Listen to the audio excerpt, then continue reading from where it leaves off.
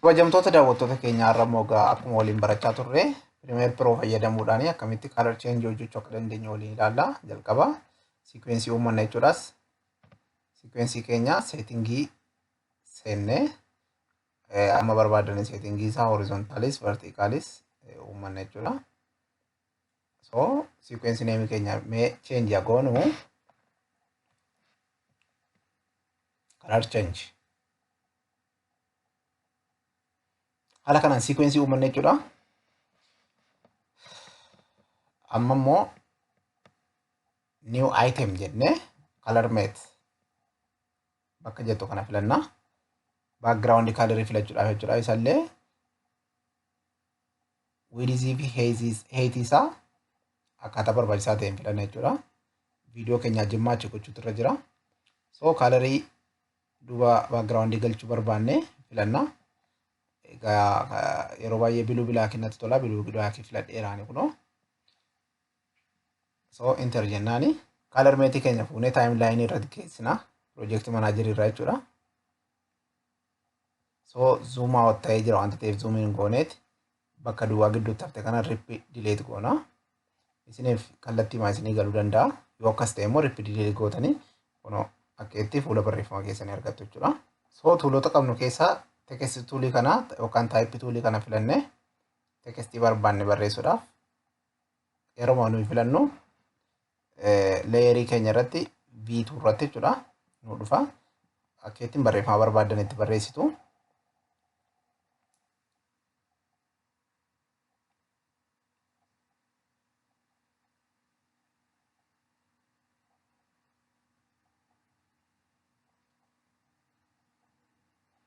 Barreeffama barbaanne eega barreessinee fixnee booda gara window dhufne essential graphics active goona. Waan tokko tokko sirreessuuf jechuudha. Essential graphics akka itti nu dhufeera. Viidiyoo keenya select goona selection tooliidhaan. Kanaa booda editing jenna. Editing jala center goona mallattoo kanaani. Barreeffama keenya center godhanne jechuudha. Xiqqoo size isaa guddisuu barbaanne asii dhibba kan jettu kana mee 120tti barreessinu.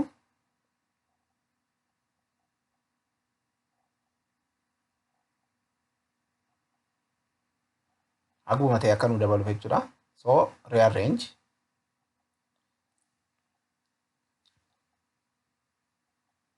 Kanaa booda finneerra waan ta'eef closed panel jennaani graphic design jechuudha.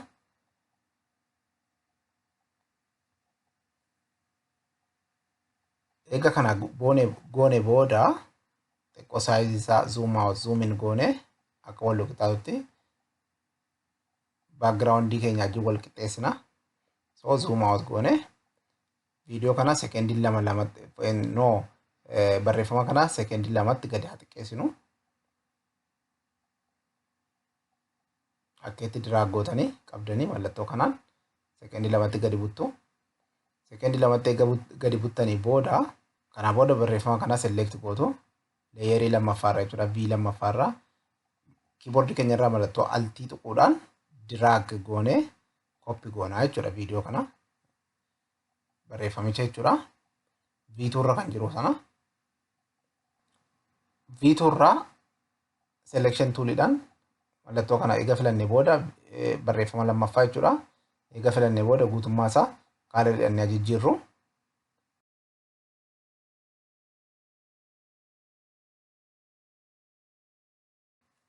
Amma immoo viidiyoo kana altii tunnee altii gadi qabnee copy goonaa akkuma sila barree. Amma immoo changing kan jettu kana qofa select goonee annee haa jijjiirru. Yaa iddoo kanatti change yaa jijjiiree jechuudha tekstii. Amma immoo kan tekstii jijjiirra achuma dhannee fiil kan jedhu kana kilik goonee gara diimaatti jijjiirra xiqqoo ishee gara diimaatti. Yaa iddoo barbaadnu specific select goonee so colorii nu hafti. Colorii kanas hin jijjiirra. Meeshaa immoo maala goonuu gara yeloo keessa gara warqaammaa baay'ee calaqqisaa jechuudha. yeloos miti kun bifa biyyooti. Iddoo biraatti yeroo isin akka kilik gootanii keessa buuti ishee selection tuulidhaan mallattoo alti kiiboordii mallattoo dileetii tuqnaa hin baddi jechuudha. Kiiboordii keenyarraa. So barreeffama kana koppii sadii goone irraa koppii tokkoffaa isa jalqabaa isa kaaleriin hin jijjiiramne sana altii keenya gadi qabneeti koppii goonee finnee asitti dirooppi goone jechuudha. San booda viidiyoo keenya wajjin wal qixxeessinaa jechuudha. Xumurree jirra jechuudha.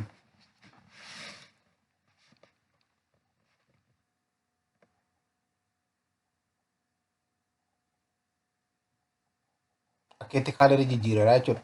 Animeeshinii gara biraa dabaluudhaaf maal goonaa? Effektii keenya kilik gooneeti. Effektii jalaa maal barreessinaa? Kiroos dissolve kan jettu dhumarra jirti. Viidiyoo tiraanzishinii jala jechuudha.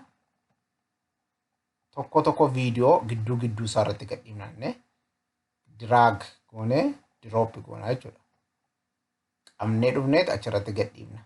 Viidiyoo lamaan gidduu irratti viidiyoo lamaan irra taa'uusaa cheek godha. Hunda isaa gidduutti gadhiifna. Bifa hin naqaasifne yookaan bifa hin beekamneen akka itti jijjiiraa jechuudha. Kana fakkaata. Baay'ee animeeshinii bareedaan nu qabaateera jechuudha. Kaalerii barreeffamaa jijjiiruun kana fakkaata. Galatooma.